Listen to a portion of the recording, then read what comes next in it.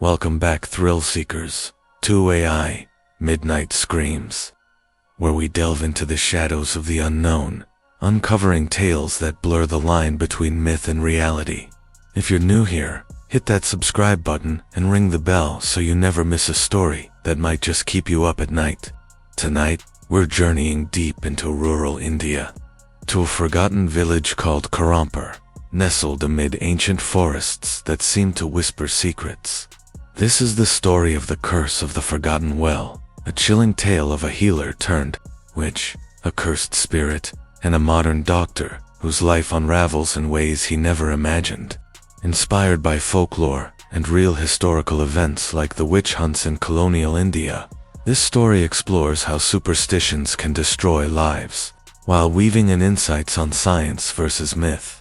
We'll add layers of detail, drawing from examples like the Salem witch trials or European folklore about cursed wells. Buckle up, because by the end, you might question what's lurking in your own backyard. Let's dive in. Imagine a dense, mist-shrouded forest where sunlight barely pierces the canopy. Towering banyan trees with roots like twisted fingers guard forgotten paths. In the center lies Kharampur, a small tribal village of mud huts and thatched roofs, where time seems to stand still. The villagers, descendants of ancient Adivasis, live simple lives farming rice paddies, weaving baskets, and sharing stories around flickering campfires. At the edge of this village stands the Forgotten Well, a crumbling stone structure, its walls etched with vines and moss, the water below black and still. Locals call it cursed, avoiding it like the plague. Why? Legend says it harbors the spirit of Mithili, a woman burned alive decades ago for witchcraft. Mithili was no ordinary villager. Born under a full moon, she had long flowing black hair that cascaded like a midnight river, and piercing amber eyes that seemed to see into your soul. She lived in a humble hut by the well, using herbs from the forest to heal ailments. Got a fever?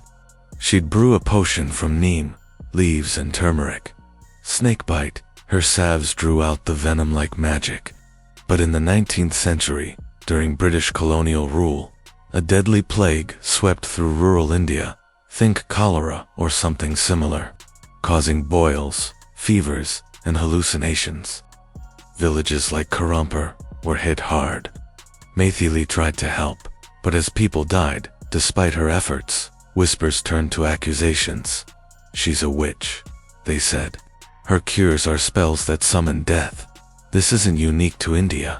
The Salem witch trials in 1692 America saw over 200 people accused, 20 executed, all based on fear and misinformation. Or take European folklore, like the cursed well of Tintern Abbey, Wales, said to drown those who gaze too long. Superstitions thrive in uncertainty, turning healers into monsters. In Kharampur, the villagers stormed Mithili's hut one stormy night, torches blazing. They locked her inside and set it ablaze. Her screams echoed through the forest, and as the flames died, they swore her spirit plunged into the well, cursing anyone who dared challenge her domain, especially healers. For years, the well remained untouched, a silent sentinel. But curses, as we'll see, have a way of resurfacing. Fast forward to today, or rather, a fictional present inspired by real rural healthcare struggles in India. Enter Dr. Vikram Sharma, a 32-year-old city doctor from Mumbai, tall, with sharp features, messy black hair, and a stethoscope always around his neck. Vikram is the epitome of modern science, fresh from medical school, driven to serve underserved communities. Why Kharampur? The government reopened an old clinic there, abandoned for 30 years after mysterious deaths. Vikram sees it as a challenge, a chance to bring vaccines, antibiotics, and education to a place stuck in the past. Superstitions are just undiagnosed illnesses, he often says, echoing real doctors like those in the WHO's rural health initiatives. But from day one, things feel off. The clinic is a dusty relic, peeling paint, creaky wooden floors, and a back door overlooking the forest, and that ominous well. Vikram's nurse, Anjali, a local woman in her late 20s, with kind eyes and a nervous smile, warns him, "Dr. Sahib, this place is haunted. People say a woman wanders here at night." Vikram laughs it off. "Ghosts, come on Anjali, let's focus on real problems, like the contaminated water causing those fevers." He's right. In reality, many curses stem from environmental issues. For example, in Flint, Michigan, lead-poisoned water led to health crises mistaken for other ills. Here, the well's water might be tainted with bacteria or toxins from decaying roots.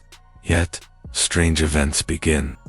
Patients complain of visions, a woman with amber eyes watching them. One boy, Ramesh, a 12-year-old with boils and fever, screams about the witch by the well before collapsing. Vikram diagnoses it as a bacterial infection, prescribes antibiotics, but Ramesh dies overnight, his body twisted unnaturally. Anjali falls ill next. In a damp cave near the well, a hidden spot where villagers once hid from storms, she sits trembling, her face smeared with ash from a ritual fire, eyes rolled back, limbs creaking like old wood. "It's her," she mutters. Immediately pain overwhelms her, and she collapses, unconscious. Vikram is shaken but determined. This is mass hysteria, he tells himself, drawing from psychological insights like the dancing plague of 1518 in Strasbourg, where stress caused hundreds to dance uncontrollably. That night, at 2:17 a.m., Vikram tosses in his small rented room, a simple space with a cot, a lantern, and posters of medical charts. A vivid dream assaults him. Mithili, by the well, her amber eyes pleading. Villagers surround her, shouting witch. They douse her with oil, flames erupt. Her screams pierce his soul, and the well glows red. He wakes, sweating. "Just a dream," he whispers, but the well in his vision matches the one he hiked past. Why does Mithili's face feel familiar? It's like a repressed memory surfacing. Unable to sleep, Vikram steps into the moonless night. The village is silent, owls hooting ominously. Near the well, he spots a figure, Baba Shyam, an old man in a tattered shawl, white beard framing sunken eyes. He's chanting, holding a clay lamp with 4 flames, a ritual to ward off evil, common in Indian folklore.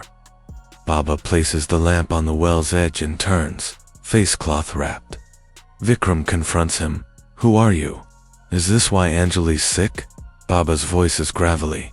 "I'm not the cause, doctor. I'm preventing worse. You reopened the clinic, stirring the curse. Mithili's spirit claims, healers, leave, or join the dead." Vikram scoffs, curses. "I'm a scientist." But Baba shares history. 30 years ago, Dr. Pratap and wife Layla came, treated villagers, but patients went mad. Boils, visions, twisting bodies. The couple burned in the clinic, unexplained. This mirrors real events, like the 1980s witch hunts in Bihar, India, where over 100 women were killed amid disease outbreaks. Fear breeds violence. Vikram presses, "Tell me about Mithili." Baba recounts her story in detail, adding how she predicted the plague, but was blamed. Her spirit is trapped. Vengeful Vikram's mind races. Anjali saw a shadowy woman. Ramesh screamed of the well. "Why am I alive?" he asks Baba. "Maybe you're connected," Baba replies. "Have you dreamed of her?" Vikram admits the dream. Baba warns, "She's marked you. Leave." Back at the clinic, Vikram confides in Dr. Nisha, his colleague, a sharp, empathetic woman from Delhi, specializing in psychology. "This place is wrong," she says. "I saw a woman outside my window, eyes glowing. They plan to leave tomorrow, but fall asleep at the desk, exhausted." A chilling laugh wakes them. They're in the storage room. Anjali appears, ash-caked, face grotesque, voice dual. "You opened my prison, Vikram. I was no witch. The plague was from the well's poisoned water. They killed me for trying to help. Then, the revelation. You're my son, Vikram. Hidden after my death. Adopted by a city family. I called you to free me. Vikram reels. Impossible. But it explains the familiarity, the dreams, insights here, adoption stories and folklore, like King Arthur's hidden heritage, add personal stakes. Nisha urges, if she's restless, release her with rights. As her son, you can. Asterisk a gust roars. Maithili's shadow leaves Anjali and enters Nisha. Her eyes glow amber. She laughs maniacally, grabbing a scalpel. You'll burn like I did. Vikram sprints. To Baba help? Baba gives holy Ganges water. Retrieve her bones from the well. Only you can. Vikram descends the slick well, cold, dark, smelling of decay.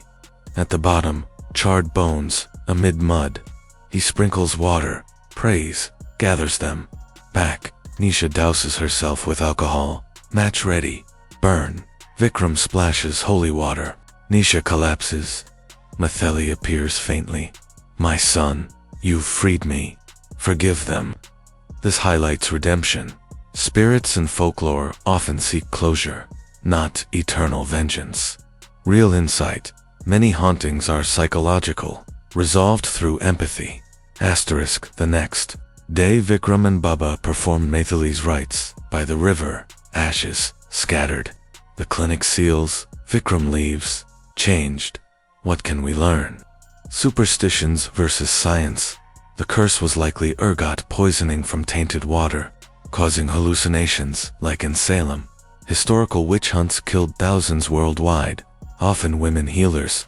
In modern India, rural health faces similar battles. 70% of villagers rely on traditional medicine, per WHO stats, but education bridges gaps. This tale reminds us, question fears, seek truth. Maithili's story is a caution against blind panic. And that's the curse of the forgotten well. Did it chill you? Share your thoughts below. Have you encountered similar legends? If you enjoyed, like, subscribe, and hit the bell.